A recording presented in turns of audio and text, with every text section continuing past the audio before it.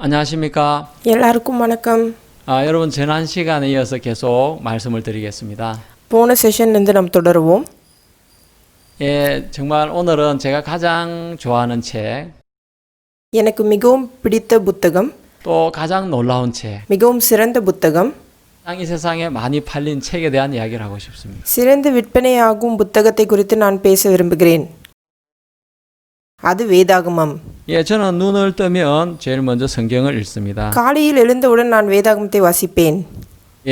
아마 지금까지 한 100번 이상 읽은 걸로 생각이 됩니다. நான் ஒரு 100 முறை வாசித்திருப்பேன். 우리가 이 성경 안에는 많은 비밀들이 들어 있습니다. இந்த வேதாகமத்துக்குள் அநேக ரகசியங்கள் உள்ளன. 근데 성경은 중요한 것은 그 말씀을 믿고 내 삶에 연결을 시켰을 때 능력이 나타난다는 것입니다. அதில் முக்கிய பகுதி நீங்கள் அதை உங்கள் வாழ்க்கையினுடன் இணைக்க வேண்டும். அப்பொழுதுதான் அதிசயகரமான காரியங்கள் 저는 நடைபெறும். 지금부터 사람들이 거짓말로 생각하는 바로 성경을 믿고 삶에 실천한 사람들의 이야기를 소개하겠습니다. இந்த வேதாகமத்தின் மூலமாக வாழ்க்கை மாற்றப்பட்ட சிலரை அறிமுகம் செய்கிறேன். 여러분 록펠러라고 들어보셨습니까? நீங்க ராக்கஃபெல்லரை குறித்து கேள்விப்பட்டிருக்கிறீர்களா? 한 번씩은 들어봤을 겁니다. கண்டிப்பாக சிலர் கேள்விப்பட்டிருப்பீர்கள் என்று நினைக்கிறேன். 그래서 가장 부자입니다. அவர் இந்த பூமியிலே பணக்கார மனிதன். 대한민국에서는 삼성이 가장 부자인데 எங்களுடைய நாட்டில் சாம்சங் தான் இருக்கிறதுலே பணக்கார கம்பெனி. 삼성보다 무려 60배의 재산을 가지고 있습니다. ஆனால் ராக்கஃபெல்லர் ஃபவுண்டேஷனுக்கு 60 மடங்கு சொத்து இருக்குது. 삼성의 재산이 200조 원이 된다고 하는데 சாம்சங் கம்பெனிக்கு 200 ட்ரில்லியன் மதிப்பு இருக்கிறது. 10배면 2000조가 되죠. அது 10 மடங்கு அதிகம் என்றால் 2000 ட்ரில்லியன். 60배면 1경 2000조가 되는 것입니다. அது 60 மடங்கு அதிகம் என்றால் 1200 ட்ரில்லியன். 어떻게 이렇게 큰 부자가 되었을까요? எப்படி ராக்கஃபெல்லரால அவ்வளவு பணக்கார நபராக ஆக முடிந்தது? 그 비밀이 성경에 있다는 사실을 아는 사람 많지 않습니다. அநேக பேருக்கு தெரியாது அதன் ரகசியம் வேதாகமத்திற்குள்ளாக இருக்கிறது என்று. 록펠러의 어머니는 침례 교인이었습니다. ராக்கஃபெல்லரின் தாய் ஒரு பாப்டிஸ்ட் சபையை சேர்ந்தவர்கள். 정말 신실하게 어린 록펠러의 손을 잡고 교회를 나갔습니다. அவர்கள் அந்த குட்டி பையன் ராக்கஃபெல்லரோடு உண்மையாக சபைக்கு செல்வர். 그러면서 록펠러에게 11조를 가르쳤다고 합니다. அவர்கள் தசம பாகத்தை குறித்து சொல்லிக் கொடுத்தனர். 록펠러야 너 11조를 해야 돼. ராக்கஃபெல்லர் நீ தசம் பாகம் கொடுக்க வேண்டும். 11조가 뭐예요? அம்மா தசம் பாகம் என்றால் என்ன? 너 생활에 그 소득의 10분의 1을 드리는 거야. உன் சம்பளத்தில் 10ல் ஒரு பகுதி கொடுப்பது. 왜 내가 버는 걸 왜 하나님께 드려야 되죠? என் சம்பளத்தில் 10ல் 1 பகுதி ஏன் நான் தேவனுக்கு கொடுக்க வேண்டும்? 당연히 하나님을 섬기는 사람이 해야 될 일이야. தேவனை விசுவாசிக்கும் நபர் அதை கண்டிப்பாக செய்ய வேண்டும். 그리고 말라기 성경에 하나님이 말씀을 해놨어. வேதாகமத்தில் மல்கியா புத்தகத்தில் போடப்பட்டுள்ளது. 성경에 온전한 11조를 창고에 들여 나의 집에 양식이 있게 하고 그것으로 나를 시험하여 내가 하늘 문을 열고 복을 쌓을 곳이 없도록 붙지 아니하나 보라. 이런 말씀이 있습니다. ஒரு வசனம் உள்ளது. என் ஆலயத்தில் ஆகாரம் உண்டாயிருக்கும்படி தசம பாகங்களை எல்லாம் பண்டசாலையிலே கொண்டு வாருங்கள். அப்பொழுது நான் வானத்தின் பலகணிகளை திறந்து இடம் கொள்ளாமல் போகும் மட்டும் உங்கள் மேல் ஆசீர்வாதத்தை வருஷிக்க மாட்டேனோ என்று அதனாலே என்னை சோதித்து பாருங்கள் என்று சேனைகளின் கர்த்தர் சொல்கிறார். 어머니의 가르침을 따라 11조를 생활하며 살았다고 합니다. அவங்க அம்மாவின் போதனையின் பிரகாரம் ராக்ஃபெல்லர் தசம் பாகம் கொடுத்தார். 정말 그 말씀의 힘으로 록펠러는 세계 최고의 거부가 되었습니다. இந்த வார்த்தையின் மூலமாக பூமியிலே மிகப்பெரிய பணக்காரராக அவரால் ஆக முடிந்தது. 2018년에 블룸버그 통신에서 글로벌 기업 순위를 발표했습니다. 2018இல் ப்ளூம்பர்க் நெட்வொர்க் அவர்களுடைய கம்பெனியின் மதிப்பை வெளியிட்டனர். 근데 참 안타깝게 그게 이제 록펠러 그룹의 이름이 들어 있지 않았습니다. அதிசயமாக ராக்ஃபெல்லர் ஃபவுண்டேஷனின் பெயர் அங்கு இல்லை.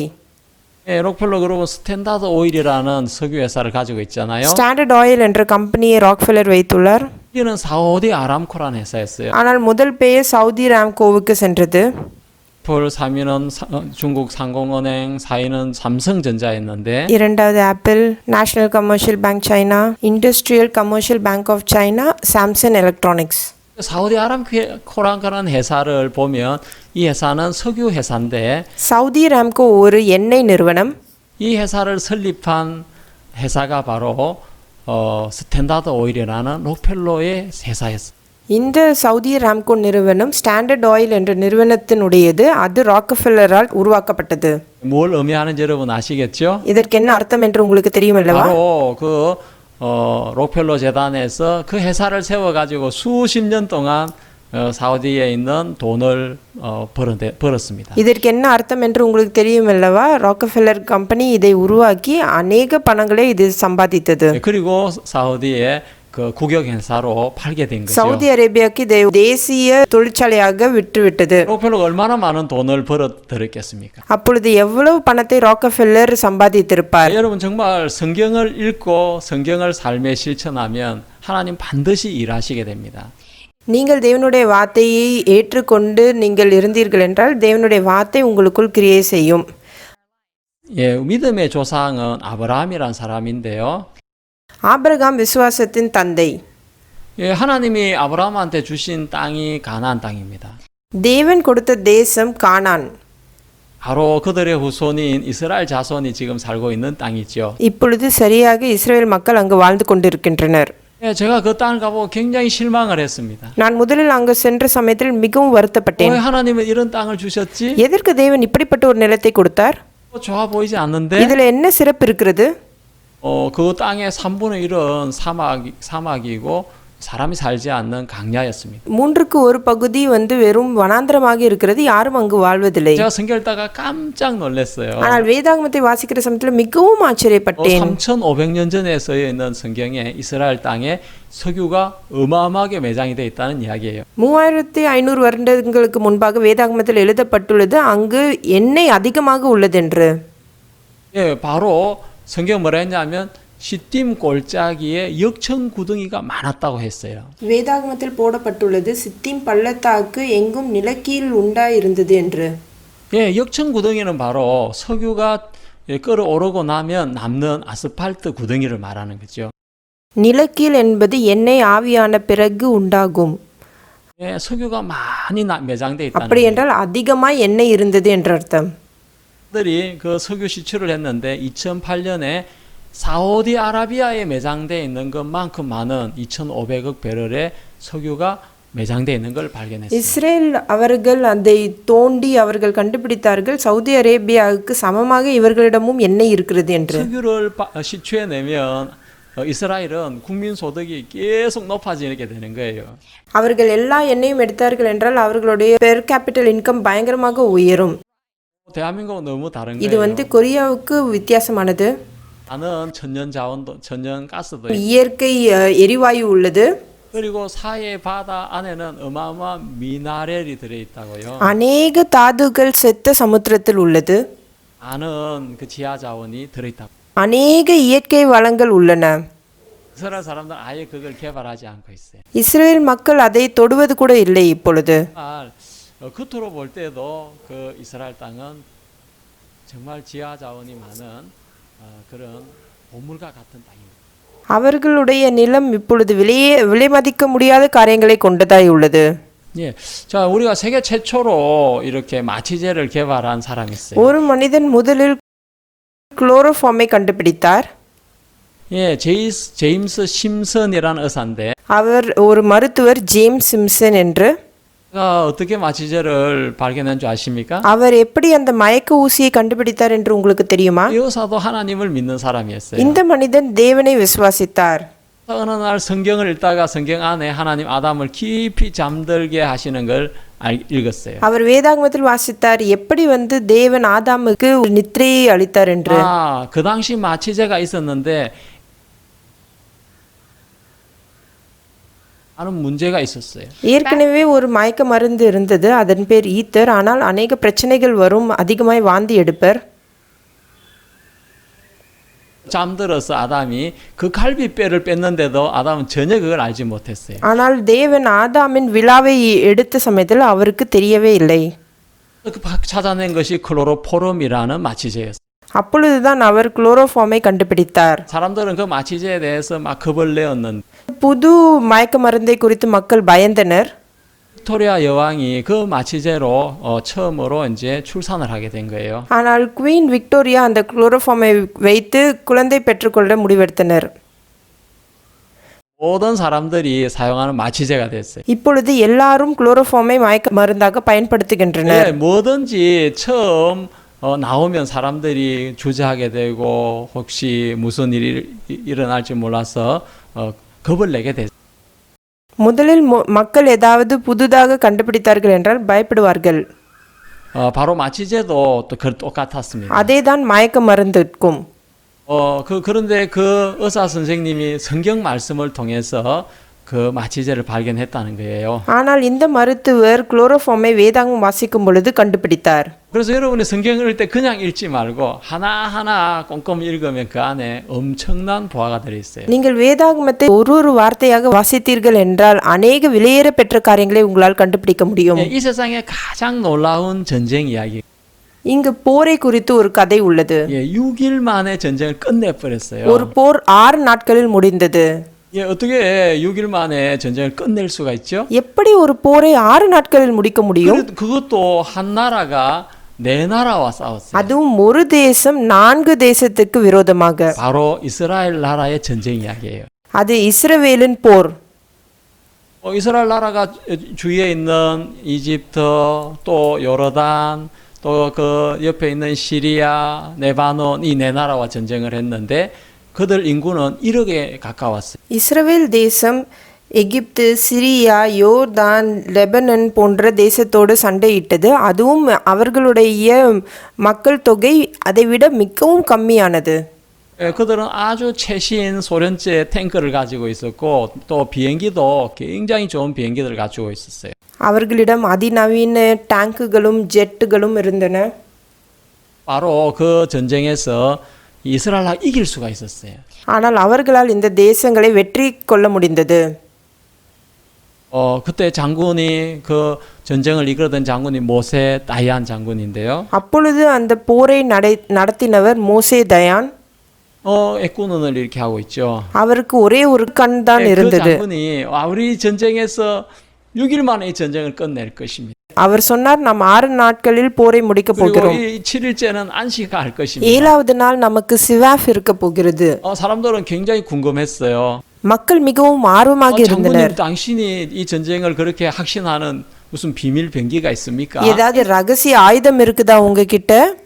혹시 핵무기라도 가지고 있습니까? உங்ககிட்ட நியூக்ளியர் வெப்பன்ஸ் இருக்கா?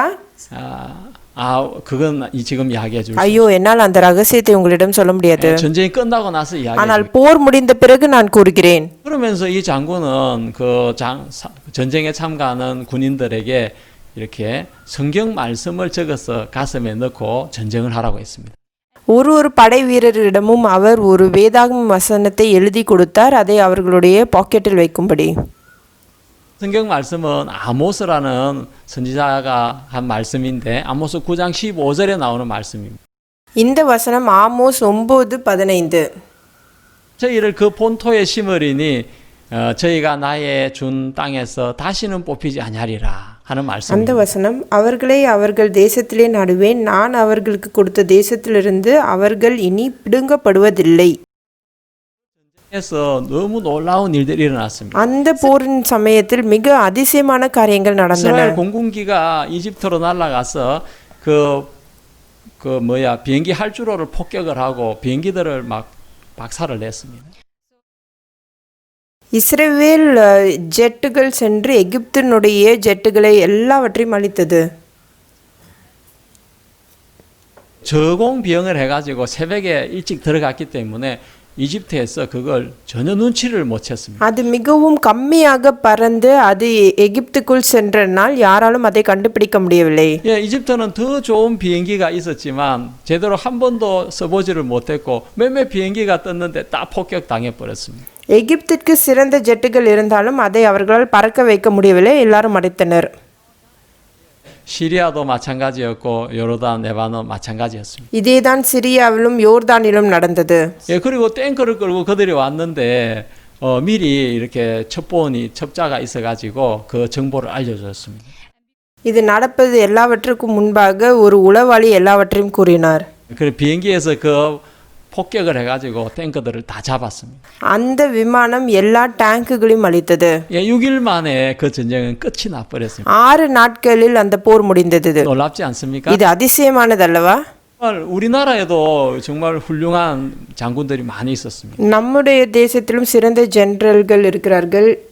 이순신 장군도 있고요. ஈசுன்சன் ஜெனரல், 감찬 장군, 얼지문장 이런 장군이 있는데 அநேக சிறந்த ஜெனரல்கள் இருந்தார்கள். 야 6일 만에 이렇게 끝내버린 전쟁은 정말 세계사에 전무후무합니다. ஆனால் சரித்திரத்தில் போர் 6 நாட்கள் முடிந்தது இல்லவே இல்லை. 예, 바로 성경을 마음에 품고 성경을 믿고 한 전쟁이.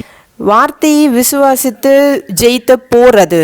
성경은 이렇게 뭐와 같으냐면 믿은 사람에게 역사라는 것입니다. வேதாகமும் அதை நம்பும் மக்களின் கிரியை செய்கிறது. 마침 전기라는 것은 전기 스위치를 켰을 때 불이 오잖아요. மின்சாரமும் அப்படிதான். நீங்கள் சுவிட்சை போட்டீர்கள் என்றால் அது வேலை செய்ய 예, ஆரம்பிக்கும். 전기가 아무리 많이 있어도 스위치를 꺼놓으면 전기가 없는 거하고 같은 거예요. எவ்வளவுதான் மின்சாரம் இருந்தாலும் நீங்கள் சுவிட்சை போடவில்லை என்றால் அது இல்லாததுக்கு தான் சமம். 성경은 약속의 책이라고 해요. இந்த வேதாகமம் வாக்குத்தத்தத்தின் புத்தகம். 안에는 많은 약속들이 있는데 இந்த புத்தகத்தில் அநேக வாக்குத்தத்தங்கள் உள்ளது. 그 자기의 약속으로 믿은 자에게 하나님은 놀랍게 역사를. அதை விசுவாசித்து அதை தனக்கென்று ஏற்றுக்கொள்கிறவர்களுக்குள் தேவன் கிரியை செய்கிறார். 여러분 정말 그 아프리카에 가면 희한한 풍토병이 있어요. ஆப்பிரிக்காவில் ஒரு வினோதமான வியாதி உள்ளது. 살이 이렇게 벌레가 파먹어 가지고 살 껍질이 벗겨지는데 இந்த தோல் பாக்டீரியாவினால் சாப்பிடப்பட்டு அது உரிந்து வந்துவிடும். 예, 나중에는 뼈만 이렇게 남는다고 그래요. பிறகு வெறும் எலும்புகள் தான் மீந்திருக்கும். 죽는 거예요. அவர்கள் அப்படியே மரித்து விடுவர். 예, 그 유럽에 있는 많은 의사들이 그 병의 원인을 찾아내려고 했지만 찾아내지 못했고 இந்த வியாதியை சுகப்படுத்த அநேக யூரோப்பியன்கள் முயற்சி செய்தனர், ஆனால் அவர்களால் முடியவில்லை. 법을 찾아내지 못. அதற்கான வைத்தியத்தை அவர்களால் கண்டுபிடிக்க முடியவில்லை. 그런데 어떤 한국의 한의사가 그 병을 치료하기 시작했어요. ஆனால் ஒரு மருத்துவர் கொரியர் ஓரியண்டல் மருந்து படித்தவர் அதனை கண்டுபிடித்தார். 어떻게 이런 일이 가능하지? இது எப்படி சாத்தியம்? 이건 정말 한의사들은 이 말을 믿지 않아요. ஓரியண்டல் மருந்துகளை செயல்படுத்துகிறவர்களும் இதை நம்ப மாட்டேன்றனர். 한의학이라는 것은 무슨 치료하는 게 아니고 몸을 보강해 주는 것이거든요. ஓரியண்டல் மெடிசன் அது உடம்பை சரிப்படுத்தாது, அது வெறும் சக்தி தான் கொடுக்கும். 이 한의사는 성경을 믿은 것이. ஆனால் இந்த மருத்துவர் வேதாகமத்தை விசுவாசித்தார். 예, 성경을 믿은 사람은 정말 성경 안에 있는 놀라운 능력이 그 속에 전달이 되는 거예요. வேதாகமத்தை விசுவாசிப்பவர்களுக்கு அநேக அதிசயமான காரியங்கள் நடக்கும். 여러분 그냥 쉽게 이 성경은 인간이 쓴 책이야 그렇게 말하면 절대 안 돼요. இது மனிதனால் எழுதப்பட்டது என்று உங்களால் எளிதில் சொல்ல முடியாது. 성경을 믿어본 사람은 이거는 인간이 이 책을 쓸 수 없다는 걸 알 수. வேதாகமத்தை விசுவாசிப்பவர்களுக்கு நன்றாக தெரியும் இதை மனிதனால் எழுதியிருக்க முடியாது என்று. 이 부르리 개항에 걸리면 உங்களுக்கு புருடி அல்சல் இருந்தால் 그런 그 아이들을 뭐 이렇게 거적대기 같은 데 싸가지고 길거리에 내어놓는. ஆப்பிரிக்கா மக்கள் அவர்களுடைய குழந்தையை கட்டி துணியில் கட்டி தெருவில் போடுவர். 귀신병이라고 부른다. அது பேயின் வியாதி என்று கூறுவர். 생기는지 이유를 알 수 없고. அது ஏன் நடந்தது என்று அவர்களுக்கு தெரியாது. 혹은 이 병에 걸리면 죽는다고 생각이 돼. ஆனால் இந்த வியாதி வந்தால் கடைசியில் மரிப்பார்கள் என்று அவர்களுக்கு தெரியும். 이 환자를 길거리 갖다 버려버리는. அதனால் அவர்களை கைவிட்டு விடுவர். 얼마나 안타까운 일이. இது எவ்வளவு வருத்தமான காரியம். 정말 그 병을 고치기 위해서 사람들이 많은 연구를 했는데 아무도 어느 해패에서도 못 고쳤어요. இந்த வியாதிக்கு ஒரு சரியான சிகிச்சையை யாராலும் கண்டுபிடிக்க முடியவில்லை. 근데 이 항효정이라는 한의사가 성경 말씀을 읽다가 심령이 능히 병을 이긴다는 말씀을 발견했어요. ஆனால் இந்த மருத்துவர் ஹாங் யோஜான் அவர் வேதாகமத்தில் பார்த்தார் மனுஷனுடைய ஆவி அவன் பலவீனத்தை தாங்கும். 정말 그 목사님으로부터 받은 말씀이었어요. அவருடைய போதகரிடத்திலிருந்து இந்த வார்த்தையை அவர் பெற்றார். 그 말씀을 생각하고 있는 동안 심령이 병을 이기는구나. இந்த வார்த்தையை அவர் திரும்ப திரும்ப படிக்கும் பொழுது மனிதனுடைய ஆவி அவன் பலவீனத்தை தாங்கும். 이렇게 사람의 심장을 좋게 하는 약을 அப்போ நான் என் இருதயத்தை ஆரோக்கியப்படுத்தும் மருந்தை கண்டுபிடிக்க வேண்டும். 그러면서 심장에 좋은 약재를 썼는데 그때부터 희한하게 아토피가 낫기 시작하는 거예요. அப்பொழுது இவர் இருதயத்தை பலப்படுத்தும் மருந்தை கண்டுபிடிக்கும் பொழுது இந்த அத்தோப்பி வியாதி தானாகவே சுகமானது. 서울에서 세금을 가장 많이 내는 의사가 됐어요. அவர் அதிகமாக வரி செலுத்தும் மருத்துவராக மாறிவிட்டார். 텔레비전에도 나와서 강의를 அவர் 하고요. டிவிகளிலும் லெக்சர் கொடுக்க ஆரம்பித்தார். 책도 쓰고 했어요. அவர் புத்தகம் எழுத ஆரம்பித்தார். 그러다가 아프리카에 의료 봉사를 가게 되었는데 அவர் ஆப்பிரிக்காவுக்கு வாலண்டியராக சென்றார். 이 희한한 병에 걸린 환자들을 만나게 된 거예요. இந்த வியாதி உடைய மக்களை அவர் சென்று சந்திப்பார். 이 병도 이 약으로 고칠 수가 있겠다는 마음이 들었어요. அவர் இந்த மருந்தினால் இந்த வியாதியும் சுகப்படுத்த முடியும் என்று நம்பினார். 그래서 그 약을 지어 주었는데 அவர் அந்த மருந்தை வாங்கி அவர்களுக்கு கொடுப்பார். 그러면서 환자들이 하루가 다르게 몸이 좋아졌어요. இந்த வியாதியஸ்தர் இந்த மருந்தை சாப்பிடும் பொழுது நன்றாக உணர ஆரம்பித்தனர். 이제 그 정부와 손을 잡고 임상 실험을 하고 있어요. அவர் இப்பொழுது அரசாங்கத்தோடு சேர்ந்து வேலை செய்கிறார். 지나면 이 약이 이제 정식 약으로 되어서 많은 환자들을 고칠 거예요. ஆகவே இந்த மருந்து வியாதியஸ்தனால் பயன்படுத்த முடியக்கூடிய மருந்தாக மாற்றப்படும். 여러분 이 성경이 인간이 썼다면 인간의 이야기밖에 할 수 없잖아요. இந்த வேதாகமம் மனிதனால் உருவாக்கப்பட்டிருந்ததானால் அது மனிதனை குறித்து மாத்திரம்தான் பேசும். 인간의 말을 믿는다고 해서 특별한 능력이 나타나는 건 아니잖아요. மனிதன் சொல்லுவதை விசுவாசிப்பதினால் எந்த அதிசயமும் நடக்கப் போவதில்லை. 놀라운 것은 그 말씀을 믿은 자에게 바로 신비한 하나님의 능력이 나타난다는 거예요. அதிசயமான காரியம் இந்த வேதாகமத்தை குறித்தது என்னவென்றால் இதை விசுவாசிப்பவர்களிடம் தேவன் கிரியை செய்வார். 말도 안 돼. இது அபத்தமானது. 정말 인간이 할 수 없는 일이야. இது மனிதனால் சாத்தியமற்றது. 하나님이 하신 거야. இது தேவனால் மாத்திரம்தான். 주께서 하신 거야. இது சிருஷ்டிகரால் மாத்திரம் செய்ய முடிந்தது. 그렇게 되는 거예요. இதுதான் நடந்தது. 여러분 그 고고학자 중에 로베르트 골드바이라는 사람이 ராபர்ட் கோல்டுவாய் என்று ஒரு தொல்பொருள் ஆய்வாளர் இருந்தார். 그분은 한 18년 동안 이라크 바벨론의 유적을 발굴했습니다.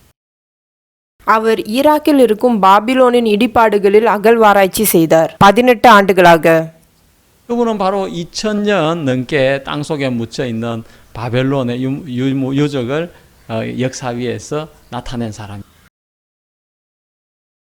அவர் பாபிலோனின் இடிபாடுகளை ஈராக்கில் கண்டுபிடிக்கிறார். 예. 근데 이분이 놀라운 것은 뭐냐면 지하 22m까지 파고 들어갔다는 거예요. அதிசயமான காரியம் என்னவென்றால் 22 மீட்டர் பூமிக்கு அடியில் அவர் சென்றார். 그러면 7층 정도의 높이가 되잖아요. 22 மீட்டர் என்றால் 7 மாடி கட்டட அளவு. 깊이 파고 들어갈 수가 있죠. அவரால் எவ்வளவு அப்படி அகழ்வாராய்ச்சி செய்ய முடிந்தது? 명한 확신이에요. ஏனால் அவர் உண்மையில் விசுவாசித்தார். 바로 이곳에 바벨론의 유적들이 있다는 그 분명한 확신이 있을 때만이 22m까지 팔 수 있는 거잖아요. நீங்கள் உண்மையிலே அதற்கு அடியில் ஏதோ இருக்கிறது என்று நம்பினீர் என்றால் மாத்திரம்தான் உங்களால் அகழ்வாராய்ச்சி செய்ய 만약 그 முடியும். 확신이 없다면 10m 얼마나 깊어요. 10m 파고 안 나오는데 아이 그만두자. 얘 아니야. நீங்கள் நம்பவில்லை என்றால் 10 மீட்டர்களிலே இதில் ஒன்றும் இல்லை என்று நீங்கள் விட்டு விடுவீர்கள். 15m 너무 깊이 팠어. 15 மீட்டரா? ஓ, அது ரொம்ப அதிகம். 잘못된 같아. 한 곳에 가봐. இது தப்பான இடம் நினைக்கிறேன், வேற எங்கேயாவது செல்லலாம். 22m를 파고 내려갔는데 그곳에 정말 고대 유물들이 나타나게 된 거죠. ஆனால் அவர் உண்மையிலே 22 மீட்டர்கள் தோண்டி அந்த பாபிலோனினுடைய இடிபாடுகளை கண்டுபிடித்தார். 이 골드바이는 도대체 어디서 그런 확신을 얻었을까요? எங்கிருந்து கோல்டுவாயினால் இந்த அத்தாட்சியை பெற முடிந்தது? 성경인 거예요. அது வேதாகமத்திலிருந்து. 성경에는 바벨론에 대한 이야기들이 많이 기록이 되어 있습니다. ஏனால் வேதாகமத்தில் பாபிலோனை குறித்து அநேக இடங்களில் குறிப்பிடப்பட்டுள்ளது. 바벨론이 이 지구상에 없는 거야? ஏன் பாபிலோன் வேதாகமத்தில் இருந்தது, பூமியில் இருக்காதா? 여러분 네이버에 바벨론을 쳐보십시오. 지도에 어디에도 나오지 않습니다. நீங்கள் பாபிலோனை மேப்பில் பார்த்தீர்கள் என்றால் எங்கு வேணாலும் கண்டுபிடிக்கலாம். 예, 이라크 바그다드에서 남쪽으로 한 10km 정도 떨어진 곳에 있다고 하는데요. அது ஈரான் பாக்தாட் கிடையே இருந்த இடப்பகுதி. 정말 바벨론은 이 지구에서 잊혀진 문명이었습니다. பாபிலோனின் நாகரிகம் மனிதனால் மறக்கப்பட்ட ஒன்றாயிட்டது. 성경을 믿은 한 고고학자가 땅 속에 묻혀 있는 22m 땅 속에 묻혀 있는 그 고고학을 옛날 유적을 이 땅 위에 살려낸 거예요. ஒரு தொல்பொருள் ஆராய்ச்சியாளர் வேதாகமத்தை விசுவாசித்ததினால் 22 மீட்டர் ஆழம் தோண்டி அவரால் கண்டுபிடிக்க முடிந்தது. 그 성경은 인간이 쓴 책이라면 그건 거짓말이잖아. இது மனிதனால் எழுதப்பட்ட ஒன்றானால் அது ஒரு பொய்யாக இருக்கும். இதை விசுவாசிப்பதில் எந்த பொருளும் இல்லாமல் இருக்கும். 어떤 것도 거짓이 없기 때문에 성경을 그대로 믿고 나갔을 때 정말 놀라운 일들을 만나게 되는 거예요. நீங்கள் இதில் ஒரு வாக்கியத்தையும் விசுவாசித்து நீங்கள் முன்பாக சென்றீர்கள் என்றால் உங்களால் அதில் அதிசயத்தை காண முடியும். 이스라엘 나라의 석유가 난 이야기를 했죠. நான் எப்படி இஸ்ரவேல் அந்த எண்ணெயை கண்டுபிடித்தார்கள் என்று கூறினேன். 3,500년 전에 벌써 그 이야기를 써놨어요. 3500 வருடத்திற்கு முன்பாகவே இது வேதாகமத்தில் எழுதப்பட்ட ஒன்று. 여러분들이 정말 훌륭한 학자가 되고 싶으면 성경을 읽으시길 바랍니다. நீங்கள் ஒரு சிறந்த அறிஞராக இருக்க வேண்டும் என்றால் வேதாகமத்தை வாசிக்க 그리고 வேண்டும். 그 안에 있는 말씀들을 하나도 빠짐없이 그대로 받아들이고 믿어보세요. நீங்கள் ஒரு வார்த்தையையும் விடாமல் எல்லாவற்றையும் நம்புங்கள். 이 세상에 가장 놀라운 발견들을 하게 될 것입니다. அப்பொழுது அதிசயமான காரியங்களை நீங்கள் கண்டறிவீர்கள். 여러분, 독일에 베게너라는 사람이 있었습니다. ஜெர்மனியில் வேகனர் என்று ஒரு மனிதன் உள்ளார். 이 사람은 대륙이 이동했다 이런 주장을 했습니다. அவர் கான்டினென்டல் சுருக்கல் கோட்பாடை கண்டுபிடித்தார். 지도를 이렇게 모아 보면 바로 아프리카하고 이렇게 남아메리카하고 딱 이렇게 이가 맞는 거죠. அவர் கண்டங்களுக்கு இடையே சென்று ஆப்பிரிக்காவும் சவுத் அமெரிக்காவும் இணைக்கப்படும் என்றும் 또 북아메리카하고 유럽하고 또 딱 맞게 நார்த் 돼 있어요. அமெரிக்காவும் யூரோப்பும் ஒன்றாக உள்ளது என்றும் கண்டுபிடித்தார். 세상이 하나였는데 இந்த கண்டம் ஒன்றாக இருந்தது. 노아 홍수 이후에 갈라지게 되었다는 거죠. நோவாவின் வெள்ளம் சமயத்தில் அவை பிரிக்கப்பட்டன. 이분도 어떻게 그런 주장을 할 수 있었을까요? அவரால் எப்படி இப்படி ஒரு கோட்பாடை தர முடிந்தது? 성경이에요. அது வேதாகமத்தின் காரணமாக. 예, 창세기 10장 25절에 보면 그때의 세상이 나누어졌다 이렇게 이야기했어요. நீங்கள் வேதாகமத்தில் ஆதியாகமம் 10:25 பார்த்தீர்கள் என்றால் பூமி பகுக்கப்பட்டது என்று எழுதப்பட்டுள்ளது. 아들 이름을 나누어졌다 해서 벨렉이라고 지었다. ஆகவேதான் அவன் 2 குமாரரை பிரித்து பேலேக்கு என்று பெயரிட்டான். 이 세상은 비슷한 문화가 있는 거예요. ஆகவேதான் இந்த நாடுகளில் ஒரே மாதிரியான நாகரிகம் உள்ளது. 그러니까 저 북아메리카에 사는 인디안들이 사는데도 가보면 그들이 뭡니까 진흙 점토판에다가 그림을 그려놨는데 무슨 그림이냐면요 그 노아 홍수 그림을 그려놨다는 거예요. நீங்கள் நார்த் அமெரிக்காவுக்கு சென்றீர்கள் என்றால் இந்தியர்கள் களிமண்ணினால் நோவா காலத்தின் வெள்ளத்தை வரைந்து வைத்திருப்பார்கள். 너무 신기하지 않아요? இது ஆச்சரியமான ஒன்றல்லவா? 이 세상이 원래 하나였다는 거예요. இதற்கு அர்த்தம் இந்த உலகம் முன்பு ஒன்றாக இருந்தது. 홍수 이후에 성경은 노아의 아들인 셈과 함과 야벳이 흩어져서 이 세상에 퍼지게 되었다 해요. நோவாவின் காலத்திற்கு பிறகு அவருடைய 3 குமாரர்கள் சேம் காம் யாபேத் பிரிந்தனர். 우리는 비슷한 어떤 공통적인 이야기들이 있는 거예요. ஆகவேதான் நமக்கு ஒரே மாதிரி கதை இருக்கின்றது. 성경을 믿은 또 목사님이 한 분이 계신데 இன்னொரு போதகர் இருந்தார். அவர் வேதாகமத்தை விசுவாசித்தார். 그분은 정말 기독교 역사에 단 한 번도 일어나지 않았던 엄청난 일을 이루신 분이에요. கிறிஸ்தவ வரலாற்றில் அவர் ஒரு சாதனையை படைத்தார். 일주일 만에 이 정말 지구 인구의 7분의 1 정도 되는 10억 명에 가까운 사람들에게 하나님의 말씀을 전했어요. 7ல் ஒரு பகுதியான உலக மக்களுக்கு அவர் சுவிசேஷத்தை அறிவித்தார். 어떻게 그런 일이 있을 수가 있죠? அது எப்படி சாத்தியமாயிற்று? 바로 코로나 사태가 터진 거예요. கொரோனா வைரஸ் உலகம் முழுவதும் பரவியுள்ளது. 온 세상에 코로나가 퍼지고 இந்த கொரோனா வைரஸ் உலகம் முழுவதும் பரவி இருக்கும் பொழுது 끝나지 않고 너무 심해서 사람들이 이렇게 야외 활동을 못 하게 되는 거예요. மக்களால் வெளியே செல்ல முடியாத சூழ்நிலை ஏற்பட்டது. 그들이 이제 한 가정에 또 갇혀 있으니까 너무 심심하잖아요. அவர்கள் வீட்டில் இருப்பதனால் மிகவும் சலிப்படைந்தனர். 좋아하는 축구 경기도 안 하고 야구 경기도 안 하고 스포츠 경기도 없어요. விளையாட்டு போட்டிகள் எதுவும் நடைபெறாமல் இருக்கிறது. 마음은 너무 힘들어요. இருதயத்தில் மிகவும் கடினமாக இருக்கின்றனர். 한국에서 목사님의 설교가 나온. அதனால தான் பிராட்காஸ்டிங் மூலமாக போதகருடைய செய்திகள் வெளியே வந்தன. 그래서 많은 사람들이 그 설교를 듣게 되었어요. அநேக மக்கள் அதை கேட்டனர். 바로 그 박옥수 목사님이에요. அது போதகர் OS பார்க். 예, 그 목사님께서 어떻게 이런 놀라운 일을 할 수가 있었을까요? அவரால் எப்படி இவ்வளவு பெரிய காரியங்களை சாதிக்க முடிந்தது? 또 성경을 믿은 거예요. ஏனால் அவர் வேதாகமத்தை விசுவாசித்தார். 무슨 성경을 믿었을까요? எப்படிப்பட்ட வார்த்தையை அவர் விசுவாசித்தார் வேதாகமத்திலிருந்து? 예, 이 목사님은 오래전에 성경을 넣는데 நீண்ட நாட்களுக்கு முன்பாக அவர் வேதாகமம் வாசித்தார். 성경에 내게 구하라 내가 열방을 유업으로 주는 내 소유가 땅 끝까지 이르리로다 하는 말씀이었어요. என்னை கேளும் அப்பொழுது ஜாதிகளை உமக்கு சுதந்திரமாகவும் பூமியின் எல்லைகளை உமக்கு சொந்தமாகவும் கொடுப்பேன். 그때는 교인들이 많지가 않았어요. நீண்ட நாட்களுக்கு முன்பாக அவருக்கு அநேக சபை மக்கள் இல்லை. 나와 상관이 없는 거야. இந்த வசனம் அவருக்கு பொருந்தாததாக இருந்தது. 하나님이 나에게 열방을 주셔도 내가 어떻게 그걸 관리를 해? அவர் இந்த பூமியை எனக்கு சுதந்திரமாக கொடுத்தாலும் என்னால் எப்படி அதை பார்த்து கொள்ள முடியும்? 말도 안 돼. இது எந்த அர்த்தமும் இல்லாமல் இருக்கிறது. 그리고 이제 그냥 자기와 상관없다고 생각했어요. அது அவருக்கு சம்பந்தமற்றதாக இருந்தது. 근데 또 성경을 읽으면 그 말씀이 마음에 왔어요. ஆனால் திரும்ப அவர் வேதாகம் வாசிக்கிற சமயத்தில் அந்த வார்த்தை அவருடைய இருதயத்திற்குள் 나 நுழைந்தது. 이야기가 아니야. இது எனக்கு இல்லை. 근데 또 이제 성경을 다 읽고 또 새로 읽으면 그 말씀이 또 마음에 오는 거예요. ஆனால் அவர் ஒரு முறை வேதாகமத்தை வாசித்து முடித்த பிறகு மறுபடியும் வாசிக்கிற சமயத்தில் இந்த வசனம் அவர் 왜 자꾸 இருதயத்திற்குள் 하나님 நுழையும். 나에게 이 말씀을 보여주십니까? எதற்கு தேவன் இந்த வார்த்தைகளை திரும்ப திரும்ப காட்டுகிறார்? 나에게 열방을 유업으로 주셔도 내가 어떻게 관리를 합니까?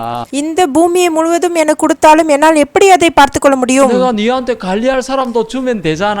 நீ அதை பார்த்து கொள்வதற்கு உனக்கு மக்களை 오, தருவேன். 하나님 정말 그렇네요. அது அப்படியா? 예, 하나님 그렇게 하십시오. சரி, அப்படியானால் அப்படியே ஆகட்டும். 예, 그리고 목사님은 그 말씀을 마음에 믿었어요. அவருடைய இருதயத்தில் இதை விசுவாசித்தார். 근데 그 목사님의 간증을 들어보면 அவருடைய சாட்சியை நீங்கள் கேட்கும் பொழுது 너무 놀라워요. அது உண்மையை ஆச்சரியப்படத்தக்கது. 그 스와질랜드 국왕님을 만나게 됐는데 அவர் எஸ்வாட்டினியின் ராஜாவை சந்தித்தார். 그분이 정말 그 말씀을 듣고 나서 அவருடைய செய்தியை கேட்ட பிறகு 그분이 땅을 주시겠다는 அவர் 거예요. நான் உங்களுக்கு நிலத்தை கொடுப்பேன் என்று கூறினார். 3만 평이나. அதுவும் 30,000 பியான். 그분한테 땅 준다는 이야기 들어봤어요? யாராவது உங்களிடம் உங்களுக்கு நிலம் கொடுப்பேன் என்று கூறியிருக்கிறார்களா? 누가 다른 사람한테 자기 소중한 땅을 줍니까? அவர்களுடைய விலையேற பெற்ற நிலத்தை யார் மற்றவர்களுக்காக கொடுப்பார்கள்? 줘도 많은데 100 பவுனே ஜாஸ்தி. 3만 평이나 되는 땅을 주었어요. ஆனால் 30,000 பியான் எவ்வளவு ஜாஸ்தி? 그 에스와티니만 그런 것이 아니라 எஸ்வாட்டினியில மாத்திரமல்ல, 또 다른 나라 뭐 베냉도 주고 பெனினிலும் 또 다른 여러 나라에서도 목사님의 땅을 주었어요. அநேக தேசங்கள்ல அவர்களுடைய நிலத்தை அவர்கள் கொடுப்பார்கள். 너무 신기하잖아요. இது ஆச்சரியமானதல்லவா? 내 소유가 땅 끝까지 이르러다. பூமியின் எல்லைகளை உனக்கு சொந்தமாக கொடுப்பேன். 그리고 갑자기 코로나가 생기면서 திடீரென்று இந்த கொரோனாவினால 목사님이 전하신 말씀이 막 전 세계에 퍼지게 된 거예요. அவருடைய வார்த்தைகள் உலகம் முழுவதும் பரவ தொடங்கியது. 10억 명에게 பில்லியன் கணக்கான மக்களுக்கு 1년에 100만 명에게 말씀을 전한다면 நீங்கள் 10 மில்லியன் மக்களுக்கு ஒரு வருடம் பிரசங்கிக்க முடியுமானால் 1000년 동안 매년 해야 되는 거예요. நீங்கள் 1000 வருடங்கள் தினமும் இப்படி செய்தால்தான் இது நடக்கும். 1년에 100만 명 말씀 전하기 정말 어려워요. 1 மில்லியன் மக்களை ஒரு வருடத்தில் சந்தித்து போதிப்பதே மிகவும் கடினமானது. 1000년 동안 할 일을 일주일 만에 해버렸어요. 1000 வருடம் எடுக்க வேண்டிய காரியத்தை அவர் ஒரே வாரத்தில் அவர் இத்தனை கணக்கான மக்களுக்கு பிரசங்கித்து 하나님을 முடித்தார். 믿은 사람. ஏனால் அவர் தேவனை விசுவாசித்தார். 성경 말씀을 믿은 사람에게는 인간이 할 수 없는 일이 일어나는 거예요. வேதாகமத்தை விசுவாசிக்கும் மக்களுக்கு நடக்க முடியாத காரியங்கள் கண்டிப்பாக நடக்கும். 하나님이 없다고 하지 말고 하나님 말씀을 믿어보세요. தேவன் இல்லை என்று சொல்வதை விட்டுவிட்டு நீங்கள் இந்த வார்த்தைகளை நம்ப 여러분 தொடங்குங்கள். 정말 전파가 없다 하면 됩니까?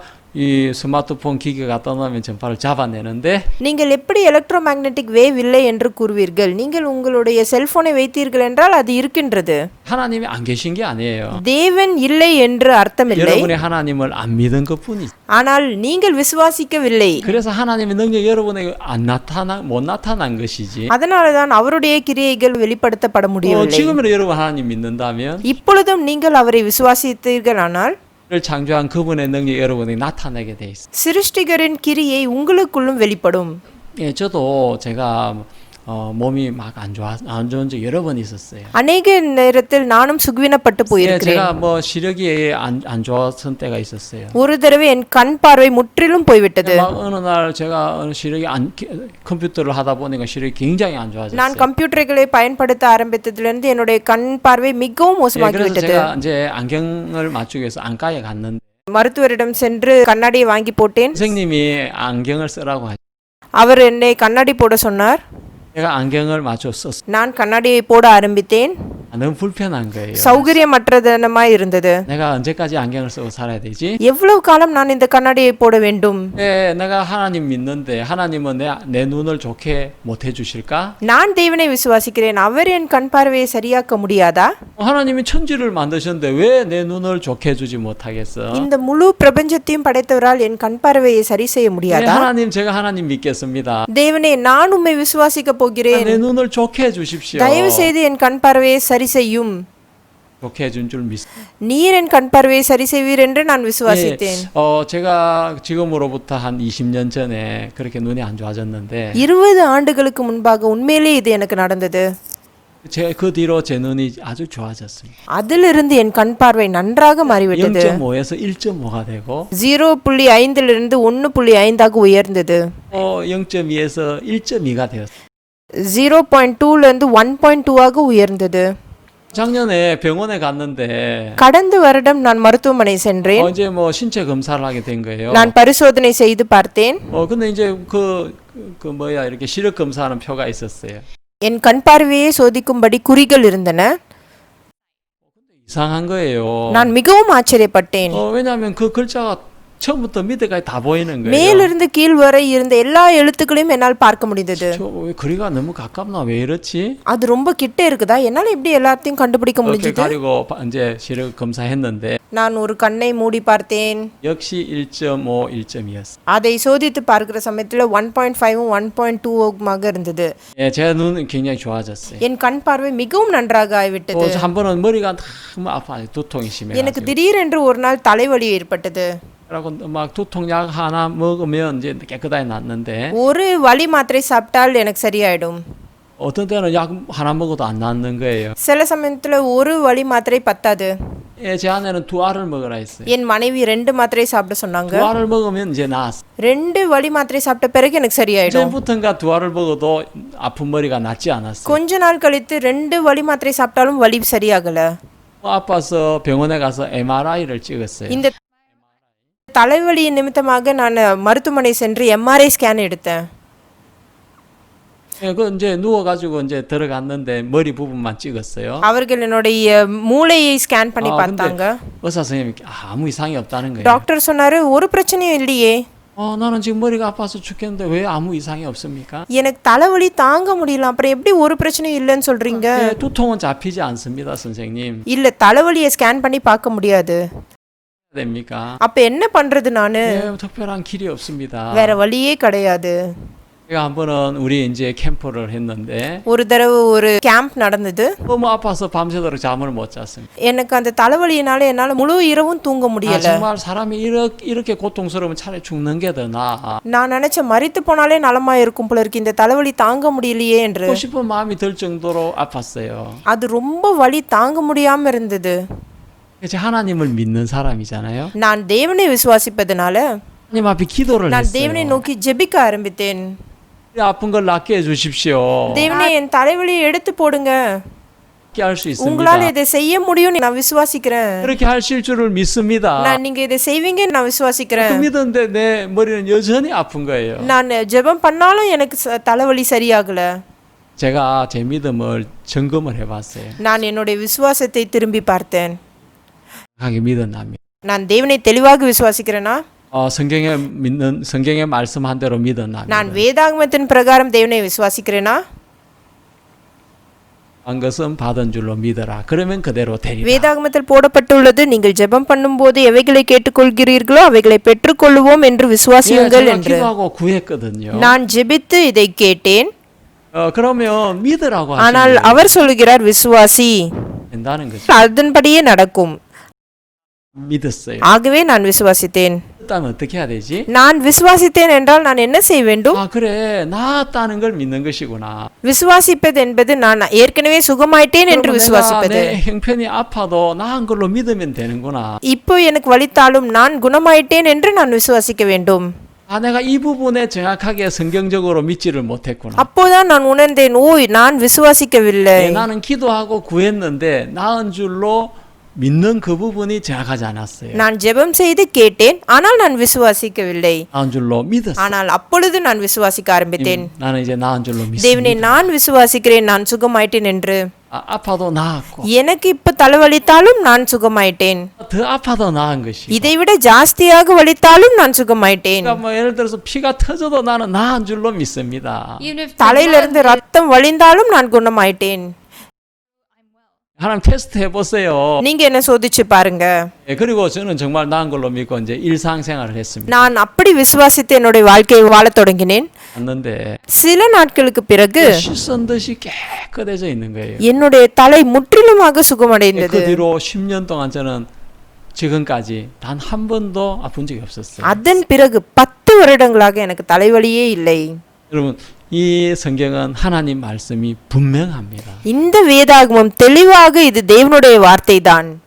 여러분이 안 믿어서 하나님이 여러분에게 일을 못한 것뿐이에요. நாம் விசுவாசிக்காததினால் தான் தேவனால் கிரியை செய்ய முடியவில்லை. 제가 아는 분은 아프리카에서 봉사 활동을 하다가 자다가 정갈한테 쏘이게 됐어요. எனக்கு தெரிந்த ஒரு நபர், அவர் ஆப்பிரிக்காவில் வாலண்டியரா இருக்கிற சமயத்துல ஒரு தேளினால் கொட்டப்பட்டார். 정갈이 얼마나 무서운지 압니까? 정갈의 독이? ஒரு தேளினுடைய விஷம் எவ்வளவு பயங்கரமான தெரியுமா? 이 정갈의 독에 쏘이면 코끼리도 죽는다고 그래요. அந்த தேளினுடைய விஷத்திற்கு யானையை கொல்லக்கூடிய சக்தி கூட இருக்குது என்று கூறுவார். 그만큼 독이 많은데 எவ்வளவு விஷம் இருக்கும் அதற்கு? 이분은 자다가 뭐가 따끔 바늘로 찔리는 것 같아서 딱 일어났는데 아무것도 없었어요. அவர் தூங்கும் பொழுது அவர் காலை ஏதோ கொட்டியது போல் உணர்ந்தார். ஆனால் அவர் எழுந்து பார்த்தார், ஆனால் ஒன்றும் தெரியவில்லை. 잠이 들.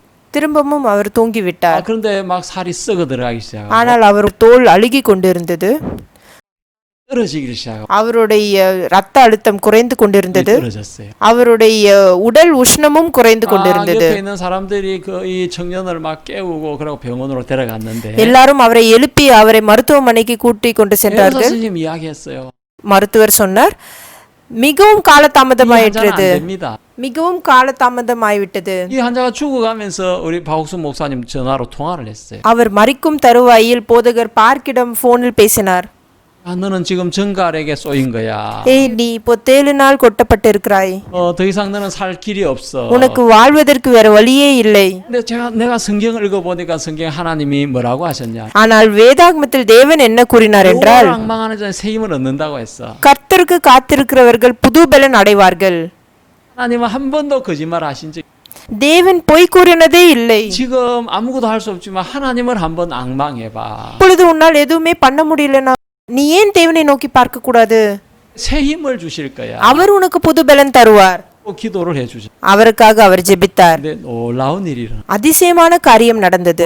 그분이 막 죽어가는데 정신이 흐릿한데. அவர் மரித்து கொண்டிருப்பதினால் சுய நினைவில்லாமல் இருந்தார். 목사님의 음성이 그 마음에 들려왔어요. ஆனால் போதகரின் வார்த்தை அவருக்குள் நுழைந்தது. 사람은 죽을 때까지 귀가 열려 있다고 그래요. மரிக்கும் சமயத்தில் மனிதர்களுடைய காதுகள் திறந்திருக்கும் என்று கூறுவர். 죽어가는 사람한테 이야기를 해도 다 알아들어요. ஒருவர் மரித்து கொண்டிருந்தாலும் அவரிடம் பேசினால் அவரால் கேட்க முடியும். 저는 하나님, 내가 하나님을 앙망합니다. தேவனே, நான் உம்மை நோக்கி பார்க்கிறேன். 새 힘을 주신다고. அவர் கூறினார், ஓ தேவனே, நான் உம்மை நோக்கி பார்க்கிறேன். 정갈의 독을 이길 수 있는 새 힘을 주십시오. இந்த தேளின் விஷத்தை மேற்கொள்வதற்கு எனக்கு புது பலன் தாரும். 그거 잠이 들었는데 அவர் அப்படியே தூங்கிவிட்டார். 놀라운 일이 일어났어요. ஒரு ஆச்சரியமான காரியம் நடந்தது. 혈압이 올라오기를 시작하고 அவருடைய ரத்த அழுத்தம் உயர்ந்தது. 정상이 되고 அவருடைய உடல் வெப்பம் உயர்ந்தது. 의사가 막 놀래가지고 달려왔어요. அந்த மருத்துவர் மிகவும் ஆச்சரியப்பட்டு இங்கு 이 வந்தார். 환자 어떻게 살아난 거야? எப்படி நீங்கள் பிழைத்தீர்கள்?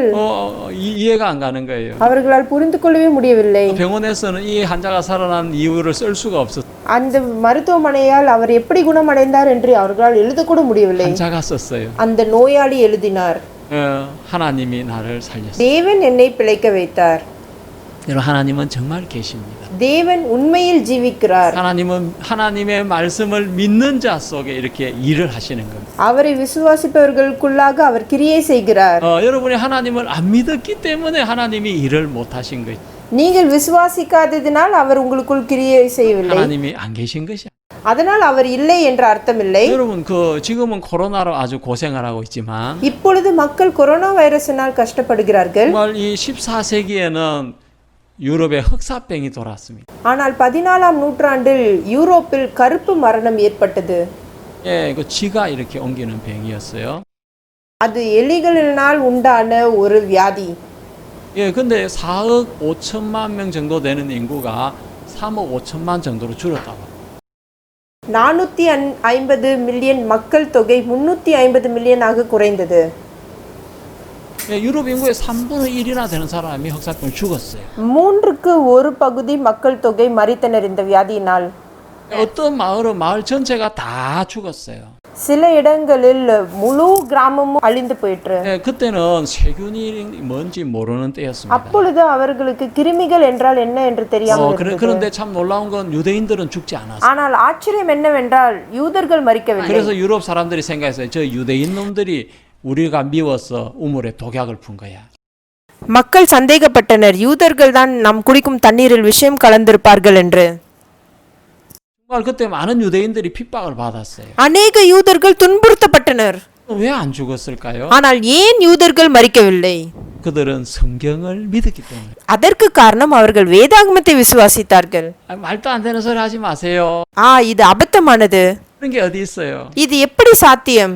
여러분 성경을 읽어보면 성경 안에 놀라운 이야기가 들어있어요. நீங்கள் வேதாகமத்தை வாசிக்கும் பொழுது அற்புதமான கதைகள் உள்ளே இருக்கின்றன. 그들은 이 성경하고 구약 성경하고 또 탈무드를 가장 소중하게 생각해요. யூதர்கள் தல்மு மற்றும் தோராவை அதிகமாக வாசிப்பர்.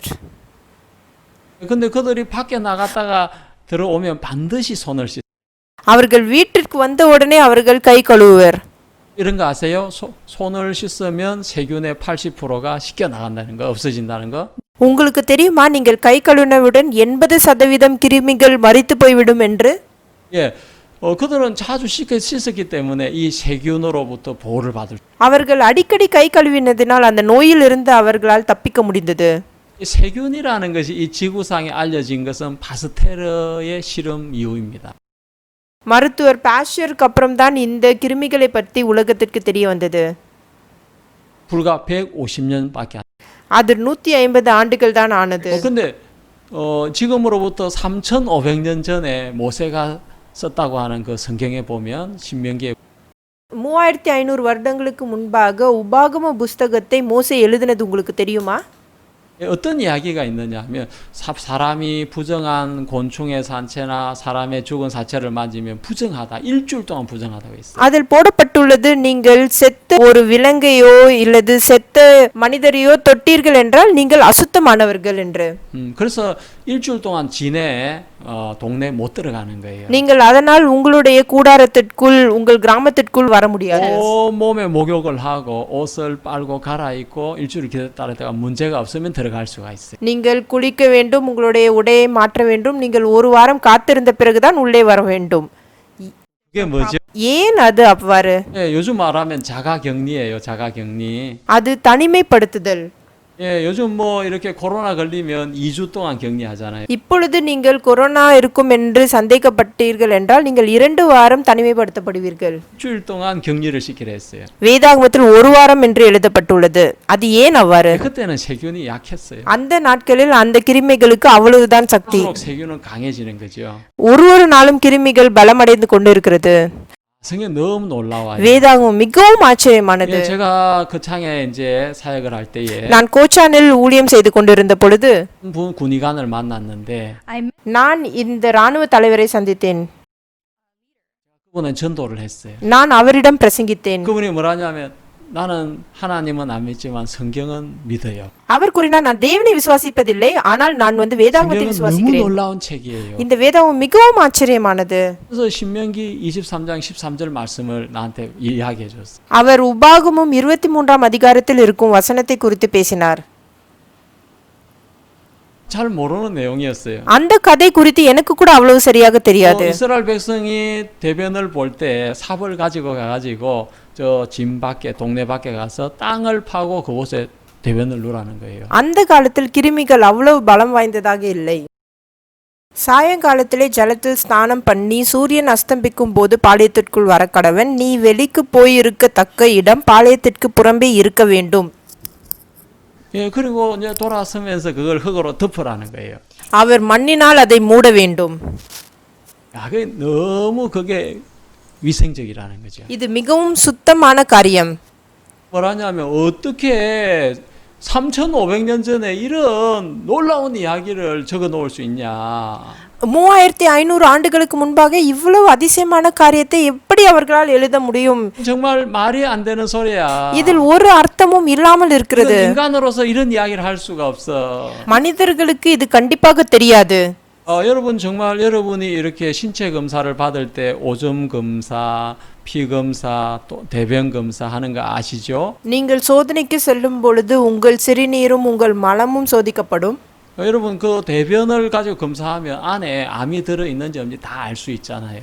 உங்கள் மலத்தின் மூலமாக உங்களுக்கு புற்றுநோய் இருக்கிறதா இல்லையா என்று சொல்ல முடியும். 이 몸에 있는 모든 병균은 소변이나 대변을 통해 나오게 돼 있어요. நம்மளுடைய சிறுநீர் மூலமாகவும் மலம் மூலமாகவும் நம் உடம்பில் இருக்கும் எல்லா கெட்ட கிருமிகளும் வெளியேற்றப்படுகின்றது. 3,500년 전에 아무 때나 똥을 누고 그걸 놔두면 오줌을 누고 그러면 그게 온 그 이스라엘 백성이 전염 안 됐을 거예요. இஸ்ரவேல் மக்கள் அவர்களுக்கு வேண்டிய இடமெல்லாம் அவர்கள் கழிவறையாக பயன்படுத்தி இருந்தார்கள் என்றால் எல்லா இடத்திலும் கிருமிகள் பரவி இருக்கும். 이게 뭐가 놀라면 첫 번째 똥을 누울 때 진 밖으로 나가라는 거죠. நீங்கள் வெளிக்கு செல்ல வேண்டும் என்றால் நீங்கள் அந்த இடத்திலிருந்து வெளியே போக வேண்டும். 몰랐죠? ஆச்சரியமானதல்லவா? 땅을 파라는 거예요. நீங்கள் ஒரு குழி தோண்ட வேண்டும். 그곳에 똥을 누고 덮으라는 거예요. நீங்கள் முடித்த பிறகு நீங்கள் மணல் போட்டு மூட வேண்டும். 야, 이게 완전 그 세균을 완벽하게 차단할 수 있는 지식이에요. இந்த அறிவு எல்லா கிருமிகளையும் மூடும். 그리고 그들은 또 이렇게 손을 씻어요. அவர்கள் எப்பொழுதும் கை கழுவுவர். 걸 만지면 목욕을 해요. அவர்கள் மரித்த ஏதாகிலும் தொட்டால் அவர்கள் உடனே குளிக்க வேண்டும். 세균으로부터 완벽하게 자신을 보호할 수 있는 지혜인 거죠. வியாதியிலிருந்து அவர்களை தடுக்கும் சிறந்த அறிவு இது. 1,500년 전에 어떻게 이런 이야기를 인간이 쓸 수 있어요? 3500 வருடங்களுக்கு முன்பாக எப்படி மனிதர்களால் இப்படிப்பட்ட காரியத்தை எழுத முடியும்? 지금 시대 사람이 썼다고 해도 이해할 만큼 놀라운 지식이에요. இந்த காலத்தில் வாழும் மக்களுக்கும் இது ஒரு அதிசயமான அறிவாக இருக்கின்றது. 모르면서 함부로 이거는 인간이 썼다 그렇게 말하면 안 돼요. நீங்கள் சர்வசாதாரணமாக மனிதர்கள் இந்த வேதாகமத்தை எழுதினார்கள் என்று உங்களால் சொல்ல முடியாது. 성경을 처음부터 끝까지 한번 읽어 보셨어요? நீங்கள் ஆரம்பத்திலிருந்து கடைசி வரைக்கும் வேதாகமத்தை வாசித்திருக்கிறீர்களா? 5번 읽고 10번 읽고 그래 하고 하나님이 없다, 하나님이 쓴 책이 아니다 하면 내가 이해할 수 있어요. நீங்கள் 10 முறை 15 முறை வாசித்த பிறகு தேவன் இல்லை என்று நீங்கள் சொல்லுங்கள், அப்பொழுது நான் புரிந்து கொள்கிறேன். 처음부터 끝까지 한 번도 읽어본 적이 없는 사람이 이거 인간이 쓴 책이야, 무슨 근거로 그런 말을 하죠? நீங்கள் ஆரம்பத்திலிருந்து கடைசி வரைக்கும் வேதாகமத்தை வாசிக்காமல் நீங்கள் எதை வைத்து இதை தேவன் எழுதவில்லை என்று நீங்கள் கூறுகிறீர்கள்? 예, 저는 성경을 읽으면 읽을수록 하나님에 대한 믿음이 생겨요. நான் எவ்வளவு அதிகமாக வேதாகமத்தை வாசிக்கிறேனோ அவ்வளவு அதிகமாக தேவனை விசுவாசிக்கிறேன். 믿은 책이야. இது தேவனால் எழுதப்பட்டுள்ளது. 때로 인간은 이런 책을 쓸 수가 없어. மனிதர்களால் இப்படிப்பட்ட ஒரு புத்தகத்தை எழுத 그 முடியாது. 말씀을 믿으면 말씀이 막 역사하는 걸 보는 거예요. நான் இதை வாசித்து இதை விசுவாசிக்கும் பொழுது இந்த வார்த்தைகள் எனக்குள் கிரியை செய்கின்றது. 여러분 지금 그 멕시코는 옛날에 아즈텍 문명이 발달했던 나라거든요. பண்டைய காலத்தில் மெக்சிகோவில் ஆஸ்டெக்ஸ் நாகரிகம் இருந்தது. 근데 그 아즈텍 문명이 하루아침에 무너지게 되었어요. இந்த ஆஸ்டெக் நாகரிகம் ஒரு நாளில் கீழே விழுந்தது. 예, 바로 세균 때문이었어요. அதற்கு காரணம் கிருமிகள். 예, 바로 그 스페인의 군인들이 500명이 왔는데 그 500명 앞에 500만 명이 무너졌어요. 500 மில்லியன் ஜனத்தொகை 500 ஸ்பானியர்களிடம் விழுந்தது. இதில் எந்த அர்த்தமும் இல்லை. 일이 있을 수 எப்படி இது சாத்தியமாயிற்று? 가능한 거예요. இதற்கு காரணம் அந்த கிருமிகள். 스페인의 군인 중에 군인이 있었는데 그 흑인 군인이 천연두에 걸려 죽게 됐다는 거예요. ஒரு கருப்பு ராணுவ வீரர் ஒரு சின்ன அம்மையினால் 그 மரித்தார். 몸에서 나온 천연두가 온 그 멕시코에 퍼지면서 그리고 그 원주민들이 죽어갔어요. அந்த சின்ன அம்மை அங்கு கிராமத்தில் இருந்த எல்லார் மேலும் பரவி அது அவர்கள் எல்லாரையும் மரிக்க செய்தது. 이 코르테스라는 그 전염병으로 그 아즈텍 사람들이 다 거의 다 멸망을 당했다고 합니다. அந்த சின்ன அம்மையின் நிமித்தமாக அந்த முழு நாகரிகமே அழிக்கப்பட்டது. 그래서 500명밖에 안 되는 사람으로 500만 명을 무너뜨린 거예요. 500 மக்களின் நிமித்தமாக 5 மில்லியன் மக்கள் மரித்தனர். 3,500년 전에 세균에 대해서 세균이라는 단어는 쓰지 않았지만 너무 정확하게 세균을 이길 수 있는 방법을 적어놨어요. ஆனால் 3500 ஆண்டுகளுக்கு முன்பாக வேதாகமத்தில் கிருமி என்று போடப்படவில்லை என்றாலும் அதை எவ்வாறு தடுப்பது என்பதை குறித்து தெளிவாக எழுதியுள்ளது. 성경을 믿으면 우리의 삶이 완전히 달라지는 거예요. நாம் வேதாகமத்தை விசுவாசிக்கும் பொழுது நம் வாழ்க்கை முற்றிலுமாக மாற்றப்படும். 여러분 정말 이 성경은 우리의 어떤 살아가는 삶에 대한 그런 많은 도움이 되는 이야기도 있고 வேதாகமத்தில் அநேக காரியம் நம்முடைய வாழ்க்கைக்கு பயனுள்ளதாக இருக்கின்றது. 우리의 영혼에 대한 이야기들이 있어요. அது நம் ஆத்மாவை குறித்தும் பேசுகிறது. 바로 여러분 우리 영혼 죽으면 끝입니까? நாம் மரித்த பிறகு நமது ஆத்மாவும் அப்படியே மரித்து விடுமா? 성경을 펴서 봐야 돼요. நாம் வேதாகமத்தை திறந்து பார்க்க வேண்டும். 성경 뭐라 했냐면 한 번 죽는 것은 정하신 것이요 그 다음에 심판이 있다고 했습니다. வேதாகமத்தில் போடப்பட்டு இருக்கிறது மனிதன் ஒரு தடவை மரிப்பதும் பின்பு நியாயம் தீர்ப்படைவதும் என்று. 지혜로운 사람은 성경을 믿는 거예요. எதற்காக மக்கள் வேதாகமத்தை நம்புகின்றனர்? 또 죄를 마음에 가지고 있는 사람은 영원한 지옥에 간다고 성경은 이야기하고 있습니다. வேதாகமத்தில் போடப்பட்டுள்ளது உங்கள் மனதில் பாவம் இருந்ததென்றால் நீங்கள் நித்திய நரகத்திற்கு செல்வீர்கள் என்று. எங்க நரகம் இருக்குது என்று நினைப்பீர்கள்? 여러분 생각이 அது உங்கள் சிந்தனை. 성경은 지옥이 있다고 했어요. வேதாகமம் சொல்லுகிறது நரகம் இருக்கிறது என்று. 성경을 무시하면 절대 안 돼요. நீங்கள் வேதாகமத்தை தவிர்க்க கூடாது. 어떻게 천국 가는지 성경에 기록돼 있어요. வேதாகமத்தில் போடப்பட்டுள்ளது பரலோகத்திற்கு எவ்வாறு செல்வது 어떻게 என்று. 성경은 우리의 마음을 사용하는지를 எப்படி 적어놓고 நம் இருதயத்தை பயன்படுத்துவது என்று போடப்பட்டுள்ளது. 우리가 죄에서 벗어나는지 எப்படி பாவத்திலிருந்து விடுதலையாவது, 살 수 있는지 எப்படி ஒரு ஆரோக்கியமான வாழ்க்கை வாழ முடியும் என்றும் 포개질 수 있는지 그 모든 것을 성경에 다 적어놨어요. எல்லாமே வேதாகமத்தில் எழுதப்பட்டுள்ளது. 여러분 성경 읽어보지 않겠어요? உங்களுக்கு வேதாகமம் வாசிக்க வேண்டும் என்று இல்லையா? 꼭 읽어보시고 வேதாகமத்தை வாசிக்க முடியும் என்று நம்புகிறேன். 지구에서 벗어나려면 이 지구 이 뭡니까? 지구의 도는 속도보다 더 빠른 속도가 필요하거든요. நீங்கள் இந்த பூமியை விட்டு வெளியே செல்ல வேண்டும் என்றால் இந்த பூமி சுற்றுவதை விட வேகமாக செல்ல வேண்டும். 믿음이 필요해요. அதேபோல் பரலோகத்துக்கு செல்வதற்கு உங்களுக்கு விசுவாசம் வேண்டும். 믿음이 필요하죠. விசுவாசம், 말씀을 믿는 믿음. வேதாகமத்தின் மீது விசுவாசம். 하나님 뭐라고 말씀하셨냐면 이를 아니할지라도 경건치 아니한 자를 의롭다고 하셨어요. வேதாகமத்தில் போடப்பட்டுள்ளது ஒருவன் கிரியை செய்யாமல் பாவிகளை நீதிமான் ஆக்குகிறவிடத்தில் விசுவாசம் வைக்கிறவனாய் இருந்தால் அவனுடைய விசுவாசமே அவனுக்கு நீதியாக 저는 저 எண்ணப்படும். 말씀을 믿어서 너무 행복해요. நான் இந்த வார்த்தைகளை விசுவாசிப்பதால் சந்தோஷமாக இருக்கிறேன். 천국에서 한 일이 아무것도 없어요. நான் பரலோகம் செல்வதற்கு ஒண்ணுமே செய்யவில்லை. 하지도 않아요. நான் சுத்தமாகவும் இல்லை. 근데 하나님 나를 의롭다고 하신 거예요. ஆனால் தேவன் சொல்லுகிறார் நான் நீதிமான் ஆக்கப்பட்டிருக்கிறேன் என்று. 그렇다면 저는 의로운 거예요. அதன் அர்த்தம் நான் நீதிமான். 왜냐하면 하나님이 의롭다 하시고 தேவன் கூறுகிறார் நான் நீதிமான். 그게 안 맞아도 믿어요. அது என் சிந்தனையோடு ஒப்பாமல் இருந்தாலும் நான் அதை விசுவாசிக்கிறேன். 왜냐하면 하나님이 말씀하셨기 ஏனால் இது தேவனுடைய வார்த்தை.